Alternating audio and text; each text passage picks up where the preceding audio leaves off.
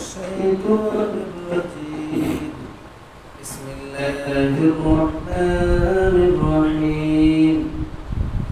إذ تلقونه بألسنتكم وتقولون بأفواهكم ما ليس لكم به علم وتحسبونه هينا وهو عند الله عظيم ولولا إذ سمعتموه قلتم ما يكون لنا أن نتكلم بهذا سبحانك هذا بهتان عظيم يعظكم الله أن تعودوا لمثله أبدا إن كنتم مؤمنين صدق الله العظيم. شکر اللہ وحدہ لا شریک کے نام سے جو بڑا ہی مہربان اور نہایت ہی رحم فرمانے والا ہے. اللہ جل وعلا اپنے کلام معزز سورۃ النور آیت نمبر 15، 16، 17 یہ 3 آیتیں ہیں جو آپ کے سامنے الحمدللہ میں نے تلاوت کی. اس میں اللہ تبارک و تعالیٰ یوں فرماتے ہیں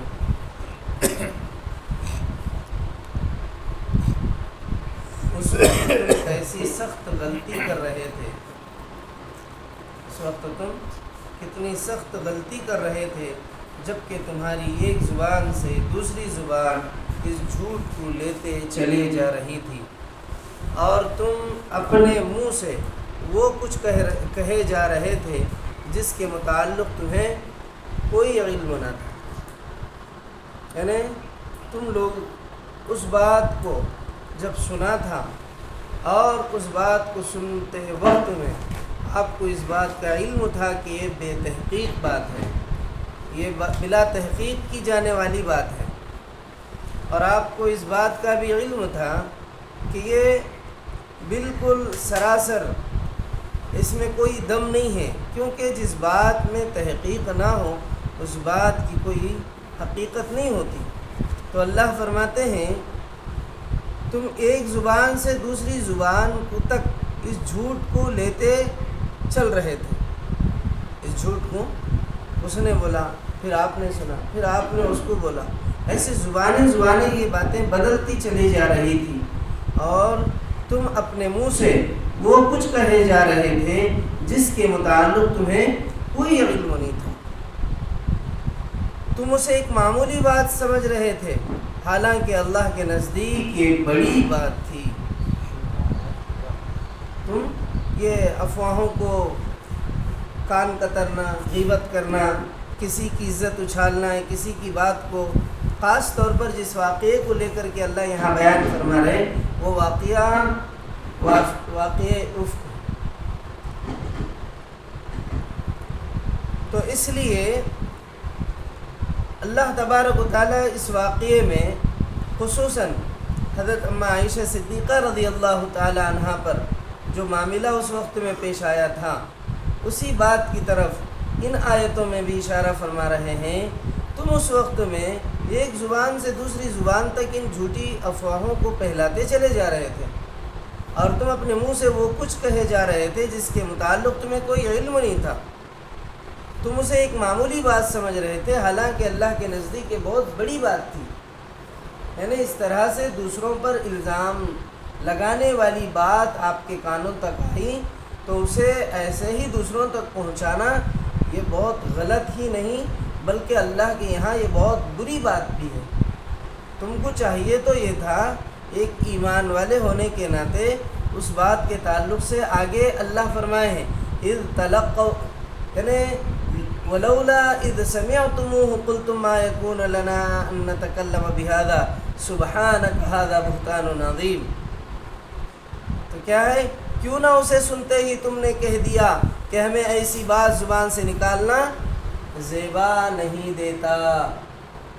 جب تم نے کوئی ایسی بات سنی نازیبا بات، کسی کے کیریکٹر پر، کسی کے اخلاق پر یا کسی کے زندگی پر آنے والی کوئی بات ہو تو اس بات کو سننے کے بعد بلا تحقیق کوئی کہہ رہا ہے اور آپ بھی اس بات کو جانتے ہیں کہ بلا تحقیق کہی جا رہی ہے، تو اس وقت میں بجائے تم لوگوں کے حضرت اماں عائشہ صدیقہ رضی اللہ تعالی عنہا پر جب یہ باتیں سنائی جا رہی تھی، بجائے تم ان باتوں کو اور مزہ لے کر سننے کے، یا ان باتوں کو سن کر دوسروں تک پہنچانے کے، یا ان باتوں میں اور زیادہ انٹرسٹ رکھ کر اور ان باتوں کو بڑھا چڑھا کر سننے یا بولنے کے بجائے، جیسے ہی کسی کی زبان سے تم نے یہ سنا تھا، سنتے ہی تم نے فوراً یہ کیوں نہیں کہہ دیا کہ یہ تو بہت بڑا بہتان عظیم ہے؟ سبحان اللہ کہہ کر، سبحان اللہ کا مطلب ہر عیب سے اللہ کی ذات پاک ہے، تو یعنی یہاں پر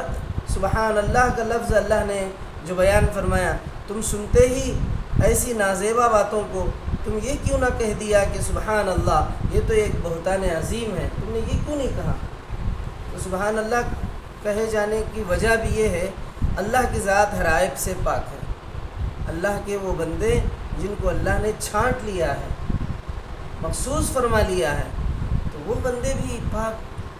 اللہ نے اپنے پیغمبر کے لیے حضرت ام عائشہ صدیقہ کو چھانٹ لیا ہے۔ کتنی ساری کنواری خوبصورت ایک سے بڑھ کر کے ایک عورتیں آپ اپنے نکاح میں لے سکتے تھے۔ جب آپ نے اپنے نبوت کے اعلان کو لے کر کے قوم میں چلنا پھرنا شروع کیا، دعوت توحید کو لے کر، اس وقت میں آپ کی قوم والوں نے آپ سے کیا کہا تھا؟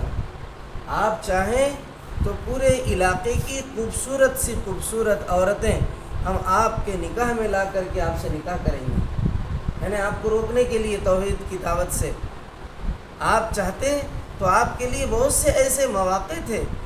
مگر اللہ تبارک و تعالیٰ نے آپ کے ازواج کے لیے چنیدہ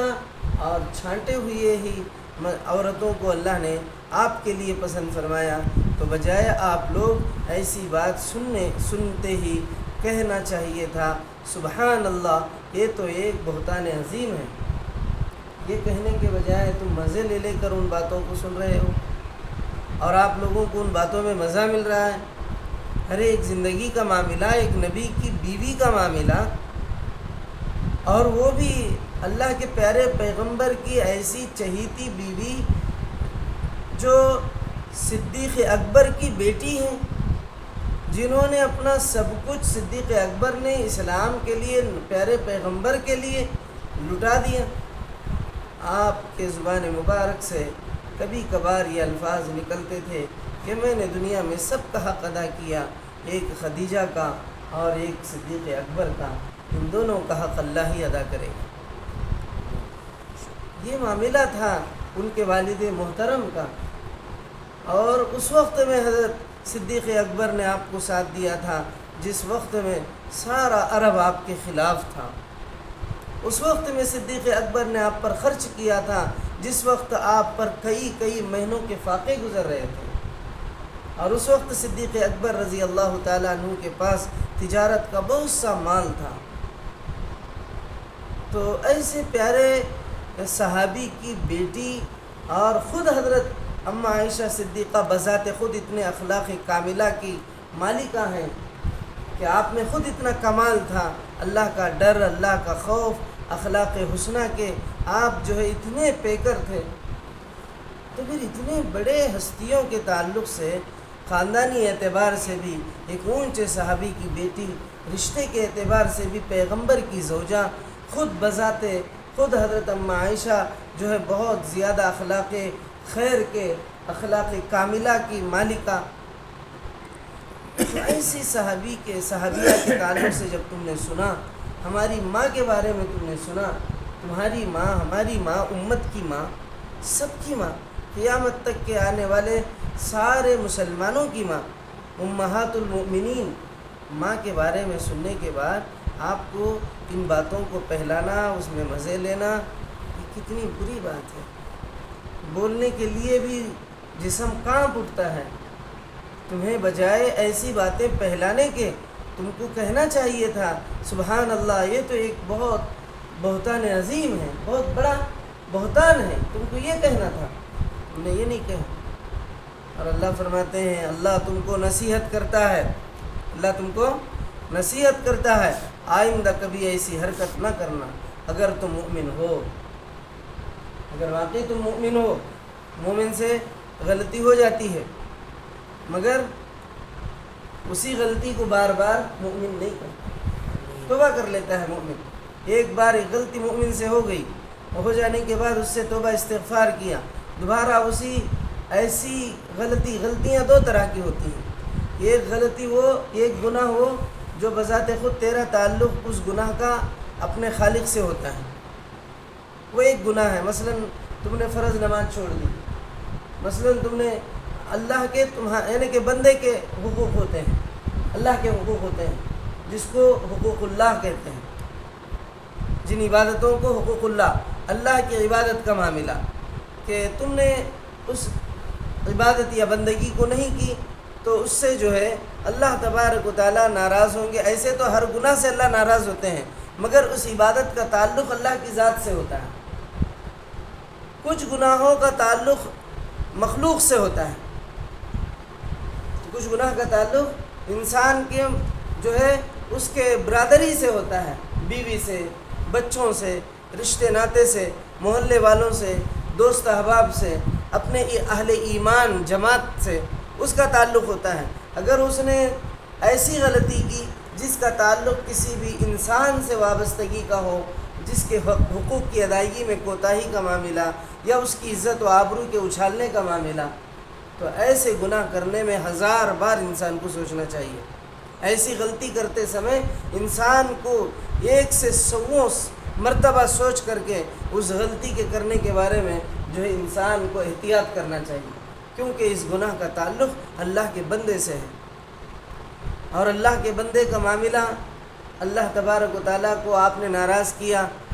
آپ نے اس کے حقوق کی ادائیگی میں کوتاہی کی، اس کی عبادت و بندگی میں آگے پیچھے کیا، ہیر پھیر کیا، تو مہربان پروردگار معاف فرما دے گا۔ آپ کو معلوم ہونی چاہیے اس کے بندوں کے حقوق کی حق تلفی ہوئی، اس کا حق دبایا، اس کے ساتھ اس کی عزت کو اچھالا، اس کے ساتھ جو ہے کسی بھی طرح کا حق تلفی کا معاملہ کیا انسان کے حقوق کے معاملے میں، اللہ اس وقت تک اسے معاف نہیں کریں گے جب تک وہ بندہ خود اسے معاف نہ کرے۔ یہ حدیث سے ثابت ہے۔ تو پھر اس گناہ کا تعلق جب آپ کے سوسائٹی سے ہو، آپ کے ساتھ میں وابستہ کسی برادری سے ہو، تو آپ کو 1000 بار سوچ کر کے یہ معاملے کو احتیاط سے پرہیز کرنا چاہیے تھا، مگر تم نے بغیر کسی تحقیق کے ایسے ہی سن لیا، اور ایک منہ سے ایک منہ، ایک منہ سے ایک منہ ایسے ہی چلتی رہی۔ ایسی باتوں سے آپ کو کتنا احتیاط کرنا چاہیے تھا۔ اللہ تبارک و تعالیٰ ناراضگی کا بھی اظہار فرما رہے، سختی کے ساتھ ڈانٹ بھی رہے ہیں، اور یہ بھی کہہ رہے ہیں کہ خبردار، اگر تم واقعی ایمان رکھتے ہو اپنے سینوں میں تو پھر ایمان والے کے لیے زیبا نہیں دیتا کہ دوبارہ تم ایسا کوئی عمل کرو جس سے جو ہے سوسائٹی اور معاشرے اور کسی بھی بندے یا بندے کے معاملے کی عزت و آبرو کے اچھالنے کا سبب بن رہا ہو۔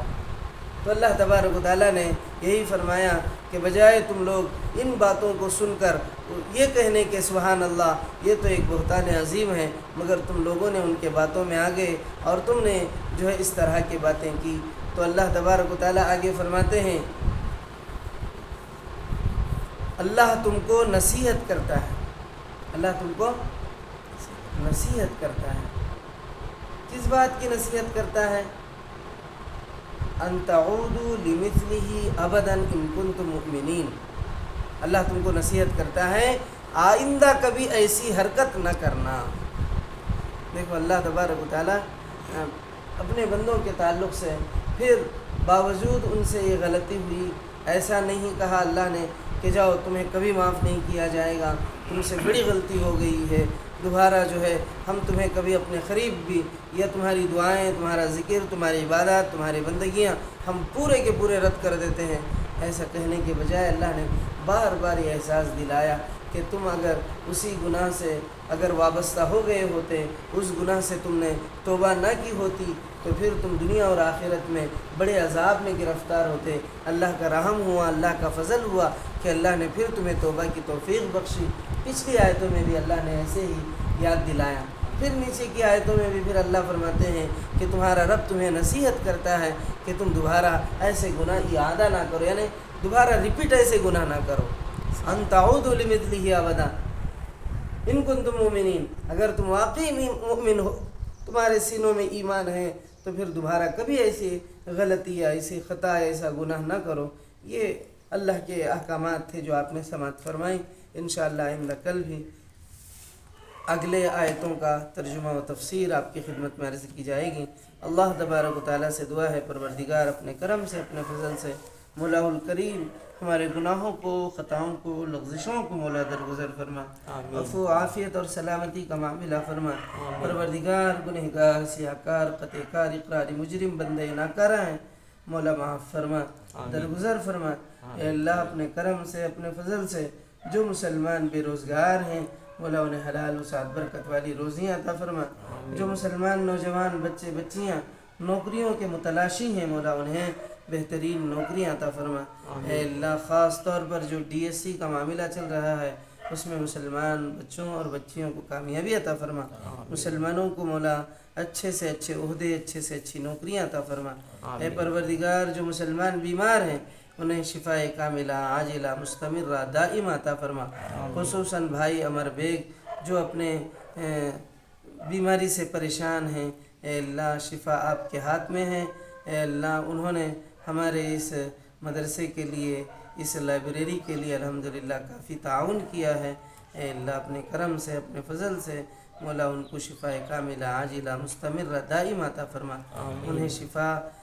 کاملہ عطا فرما۔ اے اللہ انہیں صحت عطا فرما۔ اے اللہ شفا آپ دیتے ہیں، سارے مسلمان جتنے بھی بیمار ہیں ان سب کو آپ شفا عطا فرمائیے۔ اے اللہ اپنے کرم سے، اپنے فضل سے دعاؤں کو قبول فرما۔ جزا اللہ عنا محمد ما هو اہلہ صلی اللہ علیہ وسلم، صلی اللہ تعالی علی خیر خلقہ محمد وعلی آلہ واصحابہ اجمعین والحمد للہ۔